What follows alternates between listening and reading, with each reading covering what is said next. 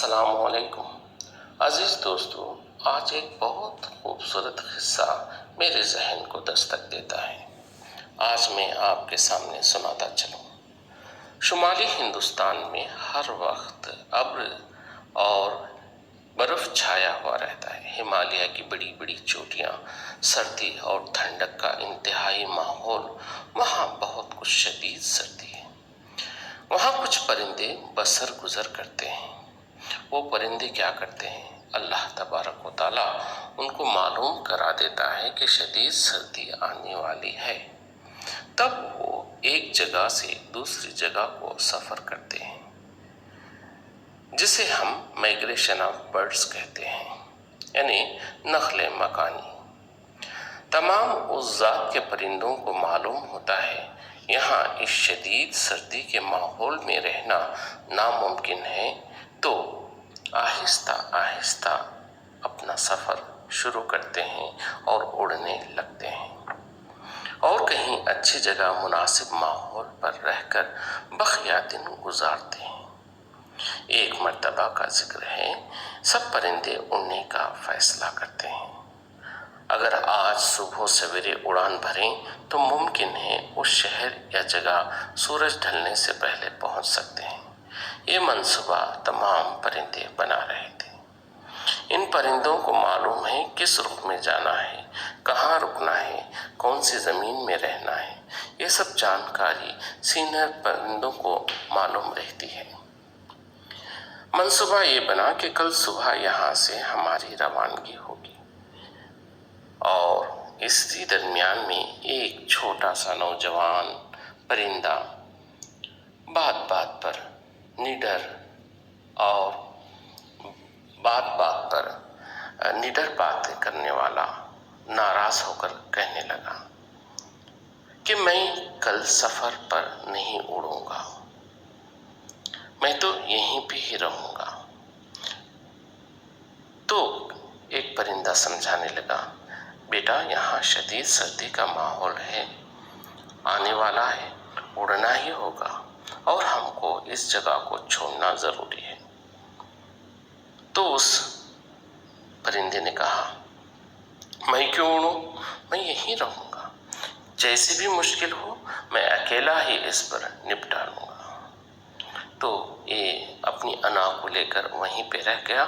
سب پرندے اڑ گئے اور یہ ہٹ دھرم پرندہ ادھر ہی رک گیا۔ اگلے 8 دن میں شدید برف اور سردی شروع ہوئی، تو تب اس کو معلوم ہوا اب میرا جینا دو بھر دشوار ہے۔ اس نے سوچنے لگا، کیوں نہ میں ساتھیوں کے ساتھ سفر کرتا، میں نے بہت بڑی غلطی کی، ان کے ساتھ سفر کرتا تو بہتر تھا۔ اور اس نے بھی جلدی جلدی میں اپنا سفر شروع کیا۔ اب سفر میں جانا ہے تو کس رخ کی طرف جانا ہے اس کو یہ بھی معلوم نہیں ہے۔ البتہ ایک رخ اس نے طے کیا اور اڑتے اڑتے اس کے پروں میں سختی سے برف پڑنے لگی۔ پانی کا وزن اور برف کا وزن اس کے پروں کو اور بھی وزنی بنا دیا۔ اب معلوم ہوا کہ میں بچوں گا نہیں، اور جب نیچے اس کی آنکھیں دیکھنے لگی تو پورا بحر پانی سے بھرا ہوا ہے۔ اب کیا میری طاقت ختم ہو رہی ہے، پانی کے سمندر میں گرنے والا ہوں۔ یہ سوچ ہی رہا تھا کہ دور سے زمین کا چھوٹا سا ساحلی علاقہ نظر آیا۔ دل ہی دل میں ایک امید کی کرن جاگی کہ میں مشکل سے پار ہو گیا، یہ سوچنے لگا، اور پنکھوں کو کھولتے ہوئے اپنی بچی ہوئی طاقت کے ذریعے آہستہ آہستہ بڑھنے لگا، اور اس کی سانس بھی ڈھیل دے رہی تھی۔ زمین میں اترنے لگا۔ یہاں اس کی کمزوری اور سفر سے تھکان سے گر پڑا، اور جس جگہ پر وہ گر پڑا ہے وہ جگہ کسی انسان کے گھر کے پچھواڑے کا حصہ تھی۔ صبح صبح کسان کی بیوی اپنی گائے اور بچھڑے کی صفائی کا خاص خیال کرتے ہوئے اس نے صفائی کر کے گوبر کو لے کر کوڑا دان میں ڈالنے کے لیے جا رہی تھی۔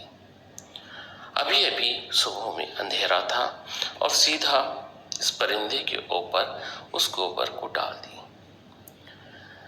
پرندہ سوچنے لگا ابھی ابھی کمزور ہو کر زمین پر اترا ہی تھا، یہ کیا میرے جسم پر گوبر پڑ گیا، یہ دگنی مصیبت میرے سر پر آ گئی اور بڑی مصیبت میں گر گیا۔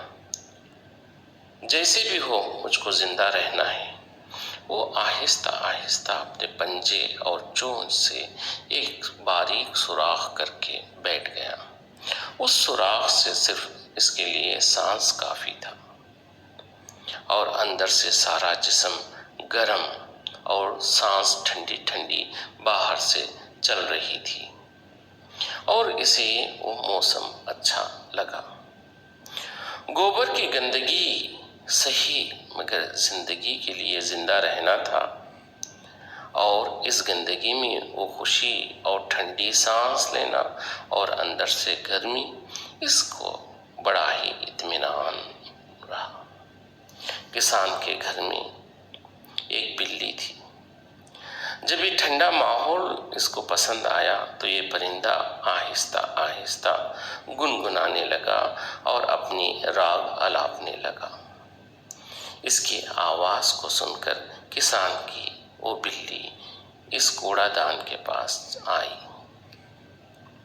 اور اس پرندے کو ہاتھ ڈال کر باہر نکالتی ہے اور اس کی جان نکال دیتی ہے اور وہ مر جاتا ہے۔ یہ پرندہ شمال سے نکل کر سفر کرتے ہوئے ایک سنسان جگہ، نامعلوم جگہ کسان کے گھر کے پاس مرا پڑا ہے۔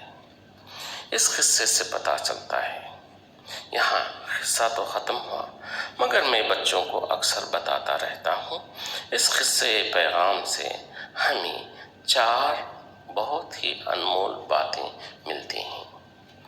پہلا کیا ہے؟ برائے مہربانی جب بھی آپ سے بڑے مخاطب ہوں یا بڑے کا کہنا ماننا ضروری ہے، کیونکہ ان کی معلومات تمہارے سے زیادہ بہت ہیں۔ دوسرا، تمہارے سر پر گوبر ڈالنے والے سارے تمہارے دشمن نہیں ہیں۔ پرندہ گوبر میں بھی محفوظ و آرام تھا۔ کوئی آپ کو زندگی میں برا بھلا بولتے ہیں تو وہ تمہارے دشمن نہیں ہیں۔ گوبر سے نکالنے والے سارے تمہارے دوست احباب بھی نہیں ہیں۔ ارے ہم پر گوبر ڈال دیے نا، ہم کو برا بھلا بولے نا۔ یہاں ہم دیکھتے ہیں کہ قصے میں گوبر کے اندر پرندہ خوش تھا، آرام دہ تھا۔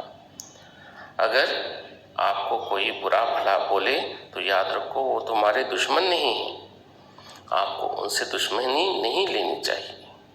تیسرا اس کے اندر یہ ہے، گوبر سے نکالنے والے تمہارے دوست نہیں ہیں۔ بلی باہر نکال تو دی مگر اس کو زندہ رہنے نہ دیا۔